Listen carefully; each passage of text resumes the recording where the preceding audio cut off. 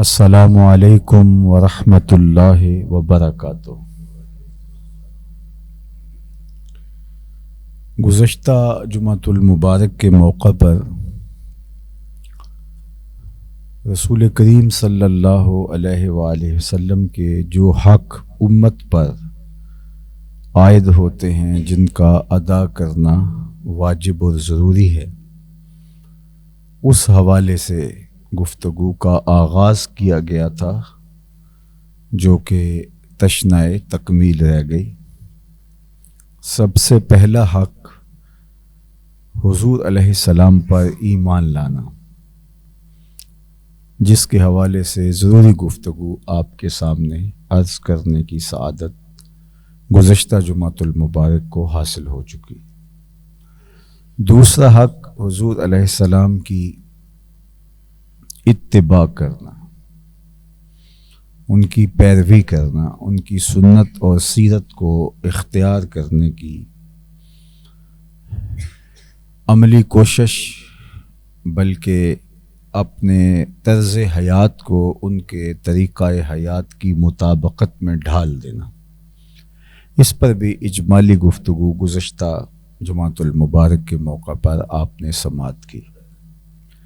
تیسرا حق حضور کا جو امت کے ذمے واجب الادا ہے، وہ آپ کی اطاعت کرنا، آپ کا حکم ماننا، آپ کی فرما برداری کرنا۔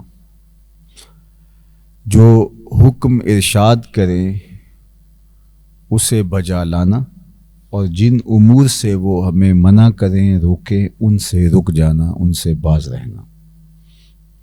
یہ اللہ کے محبوب علیہ السلام کا تیسرا حق ہے جو ہمارے ذمے واجب الادا ہے۔ اس پر بھی کچھ اجمالی باتیں آپ کے سامنے گزشتہ جمعۃ المبارک کے موقع پر عرض کی گئی تھی،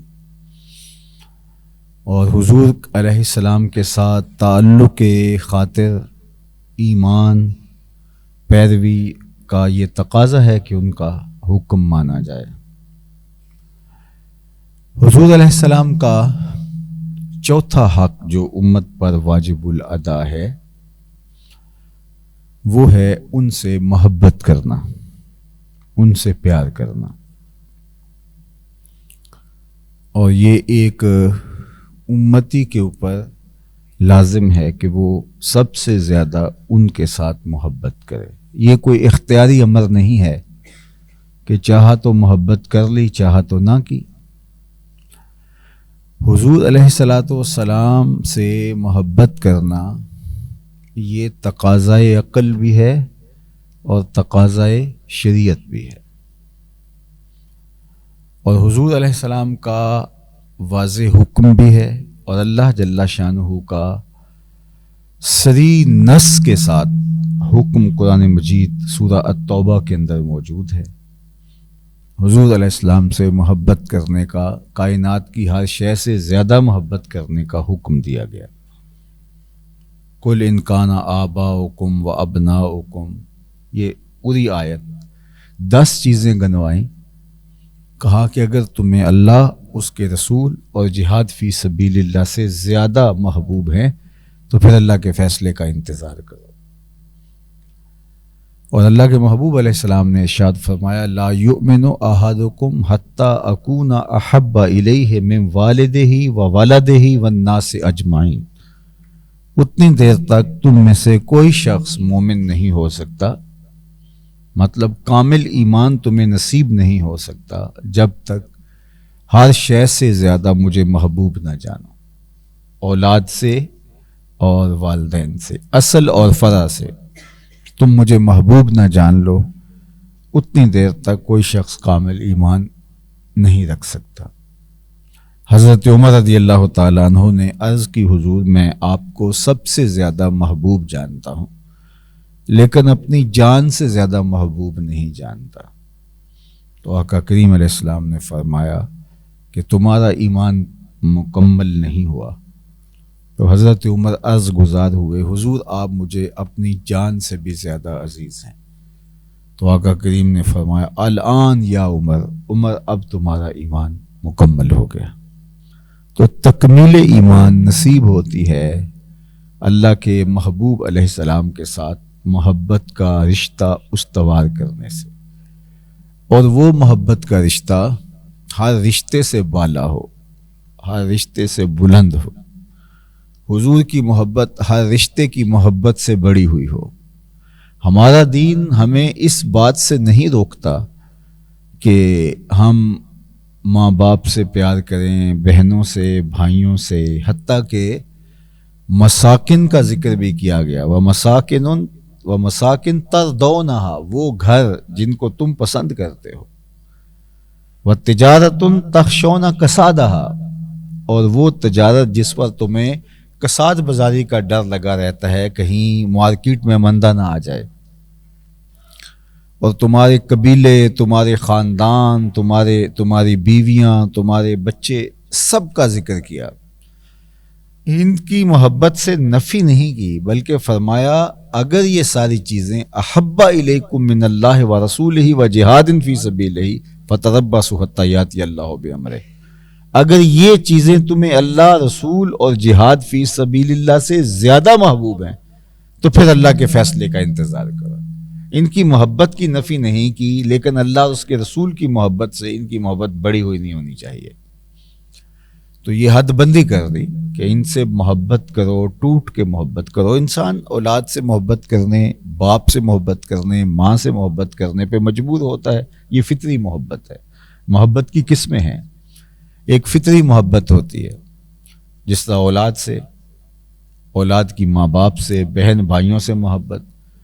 اب اس کے لیے تو کوئی خارجی چیز کی ضرورت نہیں ہوتی، کالا کلوٹا بیٹا بھی ہو تو ماں اس کو چاند کہتی ہے، اس کے لیے وہی چاند ہوتا ہے، اسی کے لیے وہی خوبصورت ہوتا ہے۔ تو ماں کو جو اولاد سے پیار ہوتا ہے تو وہ فطری محبت ہے، وہ اس کے حسن و جمال کی وجہ سے نہیں کہ بچوں میں سے جو زیادہ خوبصورت ہوگا تو ماں کو زیادہ پیار اس سے ہوگا، جو زیادہ صحت مند ہوگا ماں کو پیار زیادہ اس سے ہوگا، بلکہ ہم نے دیکھا ہے جو معذور بچہ ہوتا ہے ماں اور باپ زیادہ اس سے پیار کرتے۔ تو یہ پھر محبت، یہ پیار جو ہے یہ عقلی نہیں ہے، یہ فطری ہے، فطرت کے اندر اللہ تعالیٰ نے رکھی ہے۔ ماں باپ سے انسان پیار کرتا ہے تو وہ بھی ایک فطری جذبہ ہے کہ انسان اس سے پیار کرتا ہے۔ بہن بھائیوں کے ساتھ جو پیار ہے تو ان کی شکل و صورت، ان کی صلاحیتوں، ان کے علمی قد کاٹ کی وجہ سے پیار نہیں کیا جاتا، ان سے جو محبت کا ربط و رشتہ ہے یہ ایک فطری محبت کا جذبہ ہے، داعیہ ہے۔ تو ایک تو فطری محبت ہوتی ہے، دوسری محبت ہوتی ہے عقلی محبت۔ کسی کے احسان تلے آپ ہوں تو اپنے محسن سے محبت کرتے ہیں۔ آپ کا جو معالج ہے، ڈاکٹر ہے، تو آپ اس سے محبت کرتے ہیں، تو یہ ڈاکٹر کے ساتھ آپ کی محبت فطری محبت نہیں ہے، شرعی محبت بھی نہیں ہے، یہ آپ کی محبت عقلی محبت ہے۔ مشاہیر سے، شعراء سے اور بڑے بڑے نامور شخصیات سے جو آپ کا پیار کا رشتہ ہوتا ہے، بانی پاکستان قائد اعظم سے آپ کا، علامہ اقبال سے آپ کا رشتہ محبت ہے، تو یہ عقلی محبت ہے، شعوری طور پہ آپ ان کے ساتھ جڑے ہوئے ہیں۔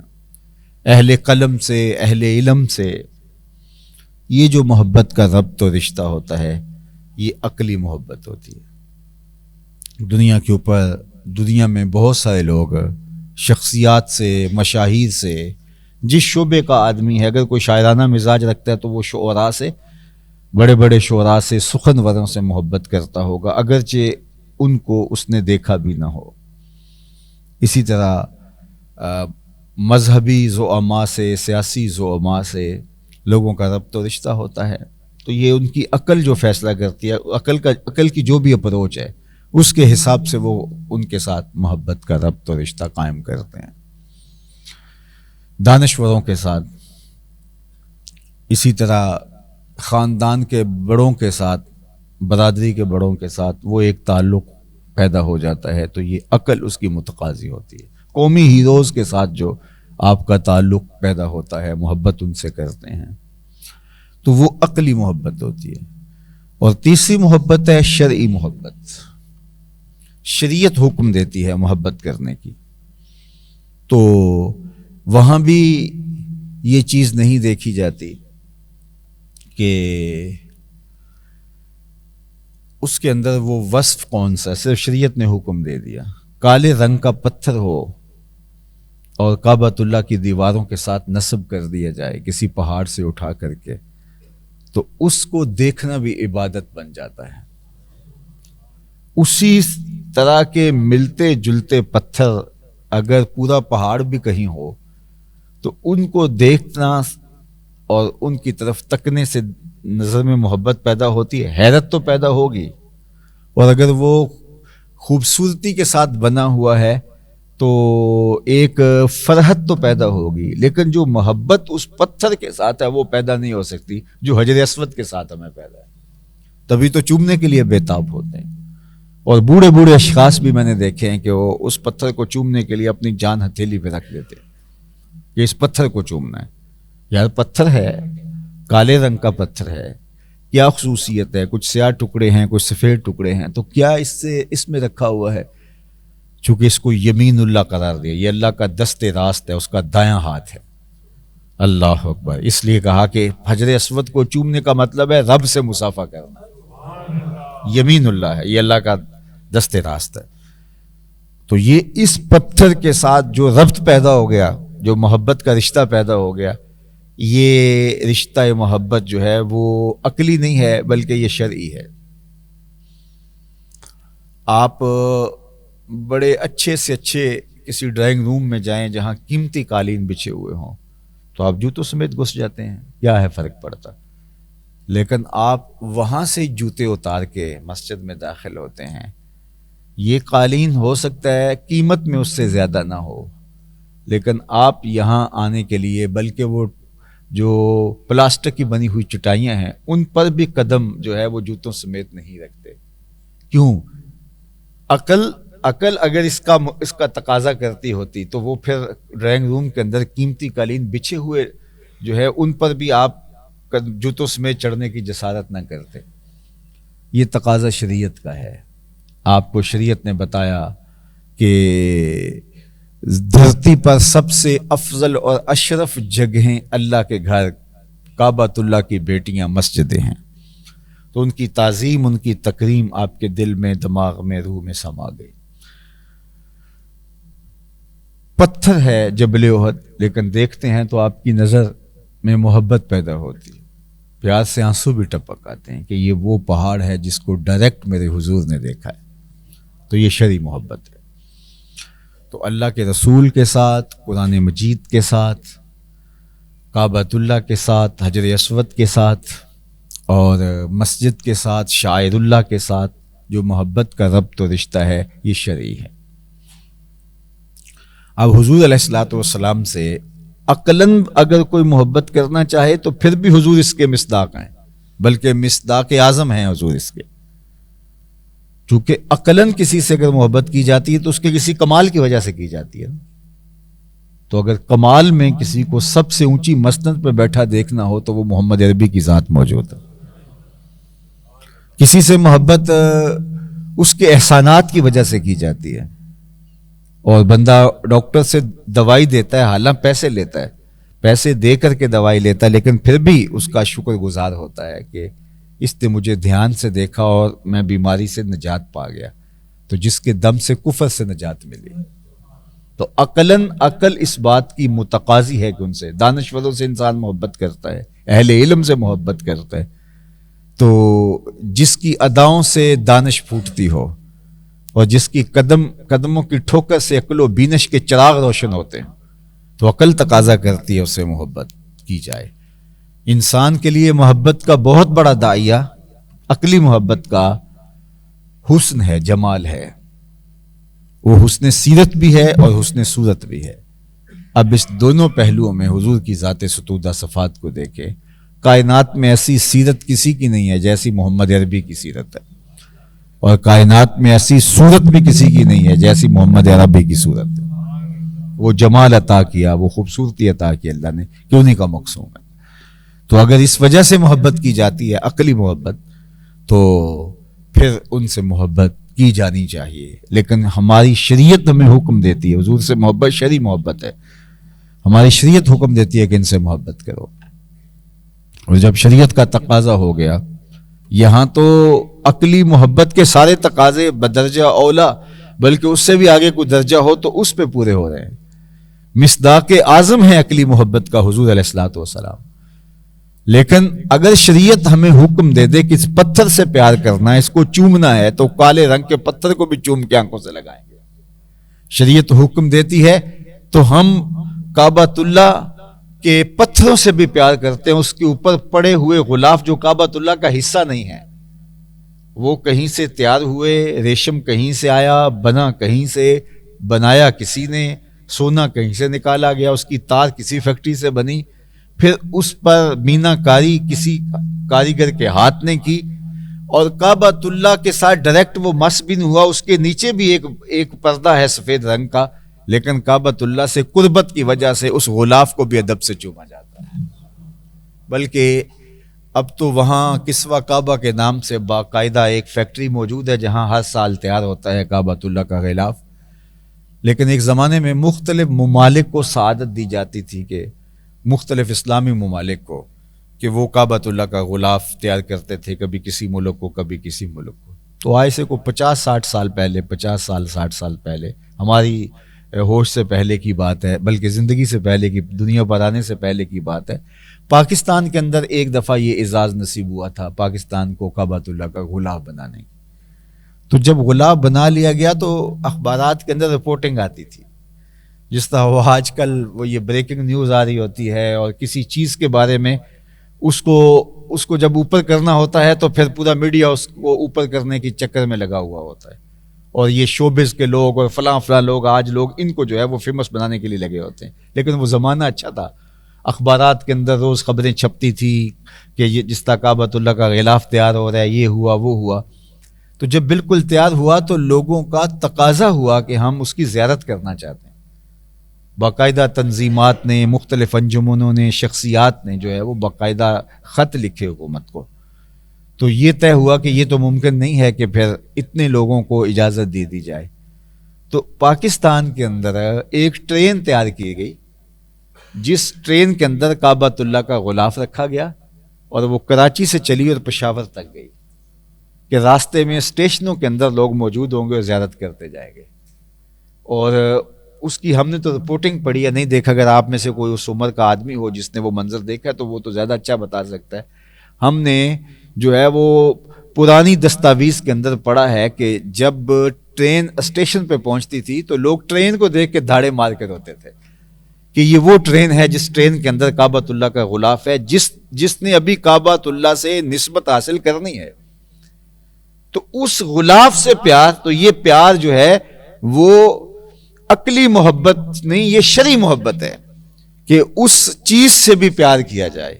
حضرت ابو ہریرہ رضی اللہ تعالیٰ عنہ ایک کمان کو جو ان کے سامنے رکھی گئی بے وضو ہاتھ نہیں لگا رہے، تو کسی نے کہا کہ یہ کمان تو ہندوستان کے لوہے کی اور وہاں سے بن کے آئی ہے۔ تو کہا اس شکل کی ایک کمان میں نے حضور کے مبارک ہاتھوں میں دیکھی تھی، لہٰذا میں گوارا ہی نہیں کرتا کہ اس سے ملتی جلتی شکل کی کمان کو بھی بغیر وضو کے ہاتھ لگاؤں۔ اللہ اکبر۔ قرآن کے اوپر تو لفظ لکھے ہوتے ہیں نا، قرآن مجید، لیکن جو اس کے اوپر غلاف لپیٹا ہوا ہوتا ہے وہ اس سے جدا کر کے الگ بھی رکھ دیا جائے تو وہ غلاف بھی قابل تقدس ہو جاتا ہے۔ یہ شرعی محبت ہے، ادب اس کا متقاضی ہے۔ تو حضور علیہ الصلوۃ والسلام سے جو محبت ہے ہماری، وہ عقل بھی اس کی متقاضی ہے اور شریعت بھی ہم سے اس کا تقاضا کرتی ہے، اور یہ حضور علیہ السلام کا حق ہے کہ حضور سے پیار کیا جائے۔ اور پیار کتنا کیا جائے؟ ماں باپ سے، رشتہ داروں سے، اعزاء و اقربا سے سب سے زیادہ حضور سے پیار کیا جائے۔ محمد ہے متاع عالم ایجاد سے پیارا، پدر مادر برادر جان مال اولاد سے پیارا، محمد کی محبت دین حق کی شرط اول ہے، اسی میں ہو اگر خامی تو سب کچھ نامکمل ہے۔ تو حضور علیہ السلام کی محبت شریعت کا تقاضا ہے۔ ایک صحابی حضور کی خدمت میں حاضر ہوا اور اس نے عرض کی، وہ دیہاتی تھا، دور سے کہیں چل کے آیا، اور اس نے کہا متی الساعہ، حضور قیامت کب آئے گی؟ تو ایک طالب علم جب بے تابی سے پوچھ رہا ہو کہ امتحان کب آئیں گے، تو لگتا تو یہی ہے کہ اس نے تیاری خوب کر رکھی ہے اور وہ چاہ رہا ہے کہ جلدی جلدی اب پیپر ہو جائیں۔ تو اس نے بے تابی سے آ کے پوچھا، مسلم شریف کی روایت ہے اور بھی کتب حدیث میں موجود ہے. متی الساعہ، حضور قیامت کب آئے گی؟ تو آقا کریم نے فرمایا ما عادت لہا، تو نے تیاری کیا کر رکھی ہے، تو نے تیاری کیا کر رکھی ہے؟ تو اس نے کہا کہ میری تیاری یہ ہے کہ میں اللہ اس کے رسول سے پیار کرتا ہوں. اللہ اکبر، میں اللہ اس کے رسول سے پیار کرتا ہوں، یہی میری تیاری ہے اور یہی میرا بھروسہ ہے. اللہ قالا حب اللہ و رسولہ، تو آقا کریم نے فرمایا فإنک ما من احببت، تو جس کے ساتھ پیار کرتا ہے اسی کے ساتھ اٹھایا جائے گا، اسی کے ساتھ ہی ہوگا. حضرت انس رضی اللہ تعالیٰ عنہ اس حدیث کے راوی ہیں، وہ فرماتے ہیں فما فرحنا بعد الاسلام فرحا اشد من قول النبی صلی اللہ علیہ وسلم فإنک مع من احببت. کہا کہ ایمان لانے کے بعد ہمیں زندگی میں سب سے زیادہ خوشی جس بات پر ہوئی تھی وہ اس بات پر ہوئی تھی کہ حضور نے فرمایا تھا کہ جس کے ساتھ پیار کرتے ہو اسی کے ساتھ ہی ہوگے. سب سے زیادہ زندگی کی بڑی خوشی حضرت انس فرماتے ہیں اس وقت جب ایمان نصیب ہوا، اور دوسری بڑی خوشی زندگی کی اگر ہمیں ملی ہے تو وہ یہ ملی کہ آقا کریم نے فرمایا جس کے ساتھ پیار کرتے اسی کے ساتھ ہو گئے. تو حضرت انس رضی اللہ تعالیٰ عنہ فرماتے ہیں فانا احب اللہ و رسولہ و ابا بکر و عمر رضی اللہ تعالیٰ عنہ. کہا کہ ہم اللہ سے پیار کرتے ہیں، اس کے رسول سے پیار کرتے ہیں، ابو بکر سے پیار کرتے ہیں اور عمر سے پیار کرتے ہیں. اللہ اکبر. تو فارجو ان اکون معہم وان لم اعمل باعمالہم، اور ہمیں امید ہے کہ ہم ان کے ساتھ قیامت کے دن ہوں گے اگرچہ ہمارے اعمال ان کے اعمال کی طرح کے نہیں ہیں. اللہ اکبر. تو یہ ہے محبت جو شریعت اسلامیہ ہم سے تقاضا کرتی ہے. تو حضور علیہ الصلوۃ والسلام سے محبت یہ شریعت اسلامیہ کا تقاضا ہے، اور دور رسالت مآب کے اندر اگر ان کی محبت کو دیکھیے تو کائنات کے اندر آپ کو یوں محبت کرنے والا کوئی نہیں ملے گا جیسا صحابہ نے حضور سے محبت کی. حضرت سیدنا علی المرتضیٰ رضی اللہ تعالیٰ عنہ فرماتے ہیں کہ جس طرح صحرائی سفر کے اندر ٹھنڈے پانی سے محبت کی جاتی ہے، ہم ایسے حضور سے محبت کرتے تھے. مطلب کیا؟ زندگی کی طرح حضور کو چاہتے تھے. چونکہ صحرا کے اندر جب پانی ختم ہو جائے تو موت و زندگی کی کشمکش شروع ہو جاتی ہے، تو ٹھنڈا پانی مل جانا، وہ تو گرم پانی بھی زندگی بچا دیتا ہے، لیکن ٹھنڈا اور میٹھا پانی مل جانا اس موسم کے اندر تو وہ کتنا محبوب ہوتا ہے، اور اس کو کوئی چھوڑتا ہے؟ تو کہا کہ جس طرح وہ پانی محبوب ہوتا ہے، حضور ہمیں اس سے بھی زیادہ محبوب تھے. اللہ اکبر. یہ حضور علیہ السلام کی محبت صحابہ کے دل میں رکھی گئی تھی. بنو دینار کی ایک خاتون تھی جس کا باپ، جس کا بھائی اور جس کا بیٹا تینوں غزوہ احد میں شریک جنگ تھے، اور آپ جانتے ہیں کہ گمسان کا رن پڑا اور یہ خبر پھیل گئی کہ اللہ کے رسول صلی اللہ علیہ وآلہ وسلم کا وصال ہو گیا، حضور کی شہادت ہو گئی ہے. تو مدینہ المنورہ سے احد کا میدان کو اتنا دور بھی نہیں ہے، 3-4 میل کا فاصلہ بنتا ہے. تو وہ گھر سے نکلی اور بے تابانہ انداز میں وہ دوڑتی ہوئی جا رہی تھی، اور عجیب اس کی حالت درد سے بھری ہوئی تھی. تو راستے میں وہ لوگوں سے پوچھتی ہے، تو ایک نے کہا کہ تیرے باپ کا انتقال ہو گیا، تیرا باپ اس جنگ میں شہید ہو گیا. کیونکہ بہت شہادتیں ہوئی تھی، 70 صحابہ شہید ہوئے. تو کسی نے کہا تیرا باپ شہید ہو گیا. تو اس نے انا للہ و انا الیہ راجعون پڑھا اور کہا ما فعل رسول اللہ، مجھے یہ بتاؤ حضور کا کیا حال ہے، مجھے حضور کا حال بتاؤ. تو پھر آگے بڑھی تو پھر کسی نے بتایا کہ تیرا بھائی شہید ہو گیا. تو اس نے کہا کہ اللہ اس کو شہادت کی موت نصیب فرمائی، اور یہ اس کی آرزو بھی تھی اور اللہ نے اس کی آرزو کی تکمیل کر دی. مجھے یہ بتاؤ میرے حضور کیسے ہیں. پھر تھوڑی آگے بڑھی تو کسی نے کہا کہ تیرا بیٹا شہید ہو گیا. تو بیٹے کی شہادت کی خبر ماں کے لیے کتنی مشکل ہوتی ہے، لیکن اس نے حوصلے سے کہا انا للہ و انا الیہ راجعون، مجھے یہ بتاؤ حضور کیسے ہیں. تو لوگوں نے کہا ہوا بخیر، وہ سلامتی کے ساتھ ہیں.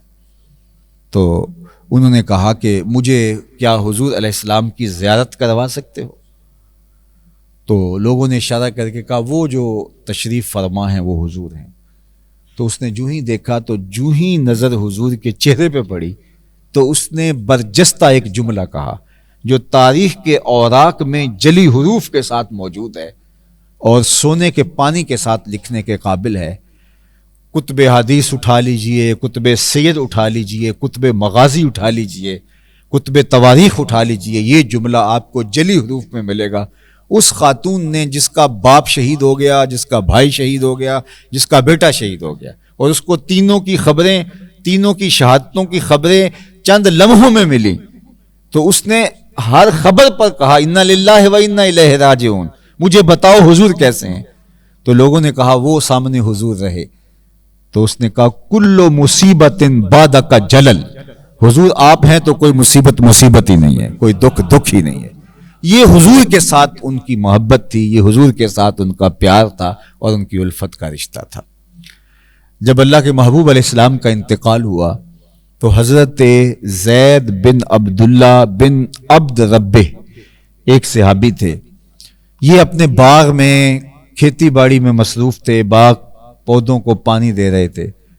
ادھر حضور کا انتقال ہوا اور پیر کا دن تھا، تو ان کے بیٹے نے جا کے باغ میں ان کو بتایا کہ ابا جان حضور کا وصال ہو گیا.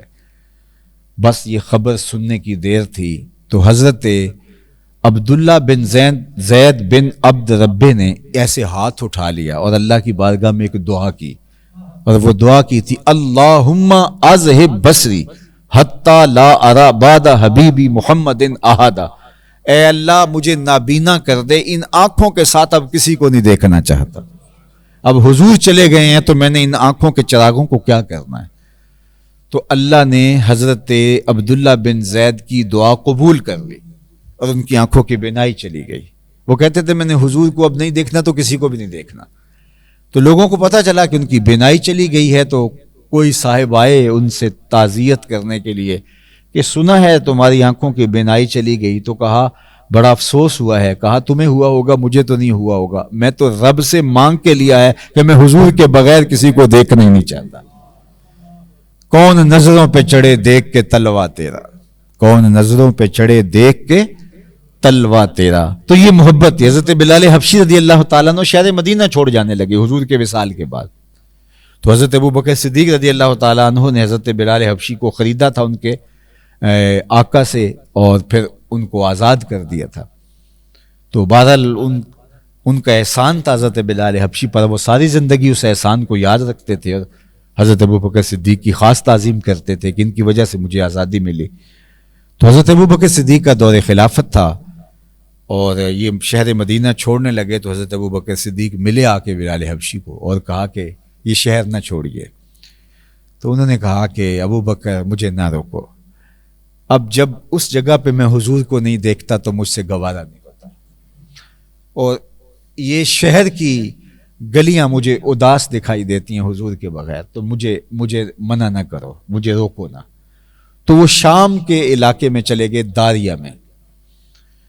اور بلکہ حضرت ابوبکر صدیق رضی اللہ تعالیٰ عنہ کو حضرت بلال حبشی رضی اللہ تعالیٰ عنہ نے کہا کہ ابوبکر، جب انہوں نے زور دیا کہ آپ نے مجھے خرید کے آزاد کیا تھا، تو اگر آپ اس حق کی بنیاد پہ کچھ کہتے ہیں تو میں آپ کے آگے مجبور ہوں، ورنہ مجھے نہ روکیے. تو حضرت ابوبکر صدیق نے راستہ چھوڑ دیا، فرمایا کوئی بات نہیں، میں تمہیں منع نہیں کرتا. تو حضرت بلال حبشی شام میں چلے گئے، کہتے تھے کہ اب مجھے مدینہ میں میرا جی نہیں لگتا. وہ تو بعد میں حضور خواب میں ملے اور فرمایا ما حاصل جفوت یا بلال، بلال یہ کیا بے وفائی ہوئی، یار ہو کے ملنے بھی نہیں آئے.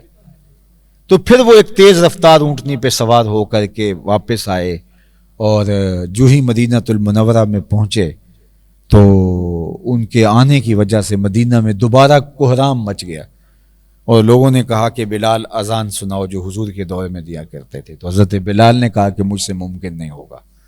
اتنے میں آواز سن کے حسنین کریمین بھی حجرے سے باہر آ گئے، حجرہ فاطمہ سے، اور انہوں نے بلال حبشی کو کہا کہ انکل وہ جو حضور کے زمانے میں، چچا جو حضور کے زمانے میں آپ اذان دیا کرتے تھے وہ اذان دے. تو انہوں نے دونوں کے سر اپنے دونوں بازو میں لے لیے اور ایسے ان کو آغوش میں سمیٹا اور کہا تمہاری بات اب میں ٹال نہیں سکتا. پھر اونچی جگہ پہ کھڑے ہوئے اور اذان شروع کی. کہتے ہیں جب بلال حبشی نے اذان شروع کی تو بس وہ ایسا ردم تھا کہ لوگ گھروں سے باہر نکلنا شروع ہوئے اور مسجد نبوی کی طرف لوگ دوڑے. اللہ اکبر. حتیٰ کہ پردہ نشین عورتیں بھی گھروں سے نکل کے مسجد نبوی کی طرف آ گئی. کسی نے ذوق افزائی کے لیے جملہ لکھا ہے، وہ عربی جو روایت ہے اس میں تو یہ نہیں ہے، لیکن کسی ادیب نے یہ جملہ لکھا ہے کہ لوگ پوچھتے تھے کہ بلال آگے ہیں، حضور کب آئیں گے. اللہ اکبر.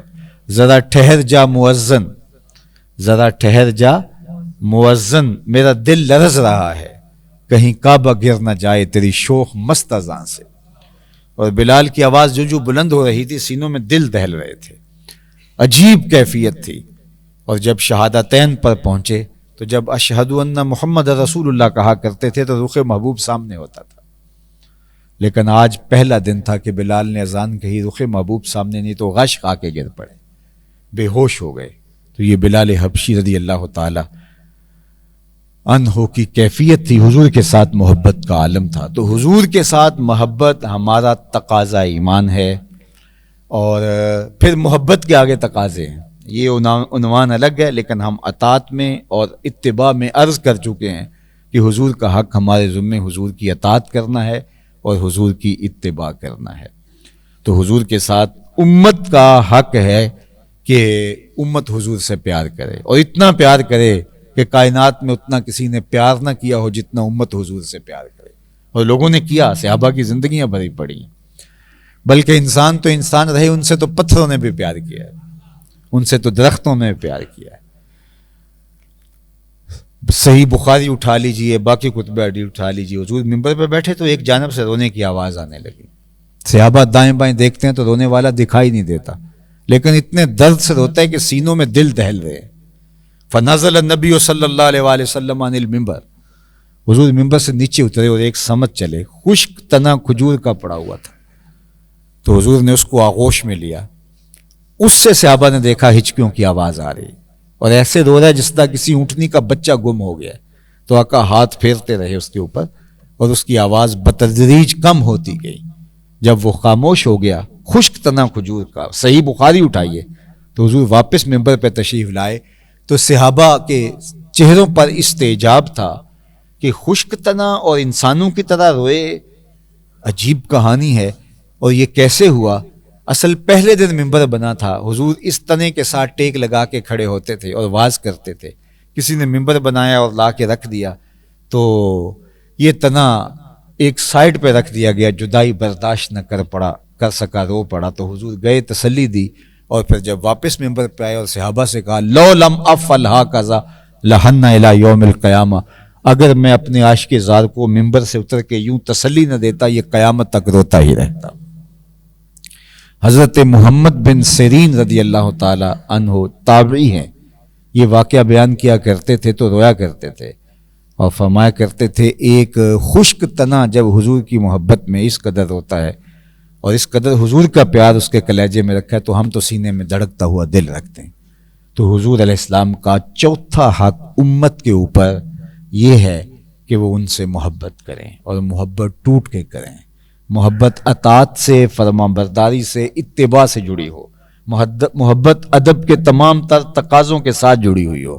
وہ محبت ہماری شریعت ہم سے اس کی متقاضی ہے.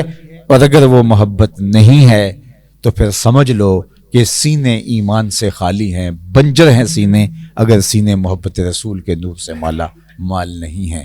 انشاءاللہ آئندہ جمعہ بھی حضور کے دیگر حقوق جو ہمارے ذمہ واجب الادا ہیں اس حوالے سے جو عنوان میں باقی چیزیں ہیں ان کو اجمالاً عرض کرنے کی کوشش کروں گا. اللہ تعالی ہمیں حضور علیہ السلام کے حق ادا کرنے کی عملی توفیق نصیب فرمائے اور ہماری زندگیوں میں حضور کا پیار، حضور کی محبت، حضور علیہ السلام کا احترام، اطاعت، اتباع، فرما برداری اور حضور کے لائے ہوئے دین کو نافذ کرنے کے لیے عملی جد و جہد اور کوشش کی توفیقات ارزانی فرمائے. وآخر دعوانا ان الحمد للہ رب العالمین.